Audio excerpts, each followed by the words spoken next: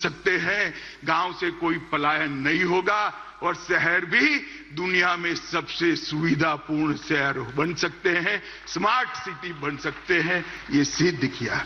गरीब कल्याण और अर्थतंत्र का विकास दोनों के बीच में भी बहुत बहस चली। कई बार कई सरकार, कई अर्थशास्त्री, कई पंडित कहते रहे कि जो अर्थशास्त्र का मतलब अर्थतंत्र का विकास करना है तो गरीब कल्याण को छोड़ना पड़ेगा। मैं आज सबके सामने कहना चाहता हूं, हर किसान को हर साल 6,000 रुपया देना, हर गरीब को सभी प्राथमिक सुविधाएं एक साथ दे देना और अर्थतंत्र को 11वें नंबर से 5वें नंबर पर ला देना, वो मोदी जी ही कर सकते हैं और कोई नहीं कर सकता। भाई और बहनों, आज एक संदेश लेकर जाइए यहां से। 130 करोड़ की 140 करोड़ की जनता के बीच में मोदी जी को तीसरी बार प्रधानमंत्री देश की जनता बनाए, हमारा अर्थतंत्र भी तीसरे नंबर पर आ जाएगा। ये संदेश लेकर हमने जाना है। इसी तरह से एक द्वंद्व चालू रहा कि विदेश नीति, अगर दुनिया को मित्र बनाना है तो देश की सुरक्षा में थोड़ा बहुत कॉम्प्रोमाइज करना पड़ेगा। ये बहुत लंबा बहस का विषय है कि विदेश नीति, अगर दुनिया को मित्र बनाना है तो देश की सुरक्षा में थोड़ा बहुत कॉम्प्रोमाइज करना पड़ेगा। ये बहुत लंबा बहस का विषय है। आजादी के बाद तुरंत शुरू हुआ और सारे पंडित सुरक्षा नीति और विदेश नीति के बीच के द्वंद्व में फंसते रहे। मोदी जी ने तय कर लिया और कर दिखाया कि सरहद की सुरक्षा, देश की सुरक्षा हमारी सबसे पहली प्रायोरिटी है। और आज ये करने के बाद, देश को सुरक्षित करने के बाद, मोदी जी ने भारत को विश्व मित्र के रूप में प्रस्तावित किया। वसुधैव कुटुंबकम का हमारा सूत्र को उन्होंने नीचे लिखा।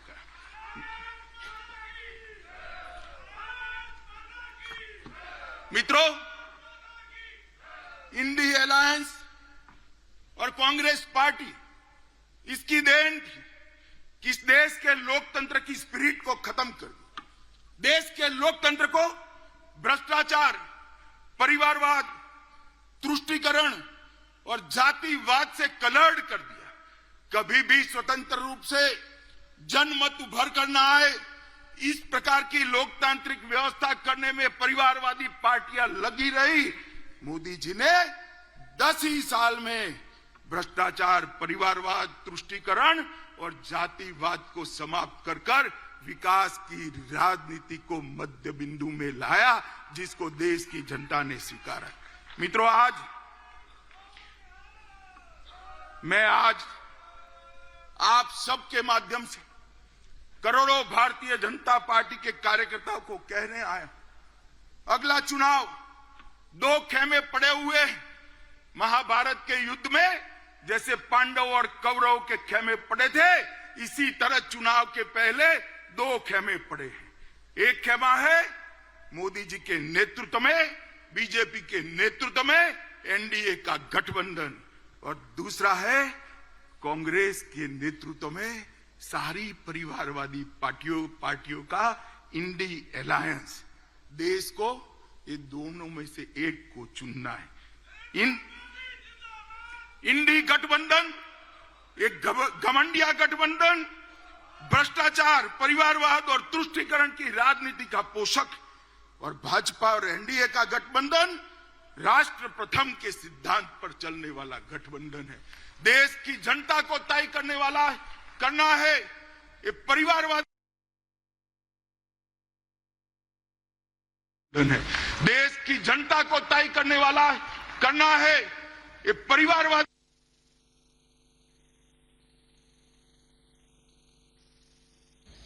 तो सुन रहे थे आप अमित शाह को, जिस तरीके से उनका संबोधन चल रहा था, बहुत सारी बातें उनकी ओर से कही गई आगामी चुनाव को लेकर के भी, पीएम मोदी के नेतृत्व को लेकर के भी, और ये कहा गया कि आज देश में 2 पार्टियां हैं।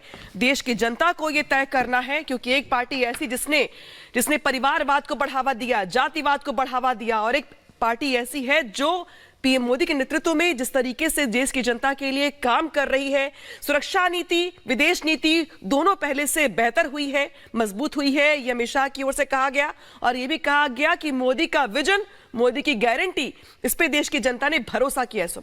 और लगातार इसका जिक्र भी गृहमंत्री अमित शाह ने किया कि पिछले 10 सालों के अंदर मोदी सरकार ने आखिर कैसे पूरे विश्व में एक नई पहचान भारत को दी है और लगातार भारत विश्व गुरु बनने की दिशा में आगे बढ़ रहा है।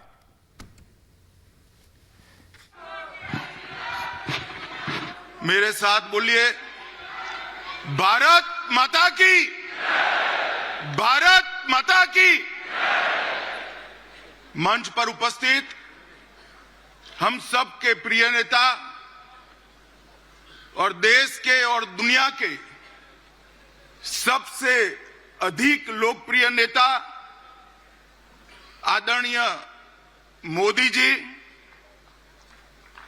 हमारे प्रिय अध्यक्ष सम्माननीय नड्डा जी, मंच पर उपस्थित भारतीय जनता पार्टी का नेतृत्वगण और आज इस सभागार के अंदर आए हुए, देश भर से आए हुए लघु भारत के रूप में हम तो गृह मंत्री अमित शाह इस वक्त जो अधिवेशन बीजेपी का भारत मंडपम में चल रहा है उसमें अपना संबोधन यहां पर दे रहे हैं और आखिर कैसे पिछले 10 सालों में देश समृद्ध और सुरक्षित हुआ।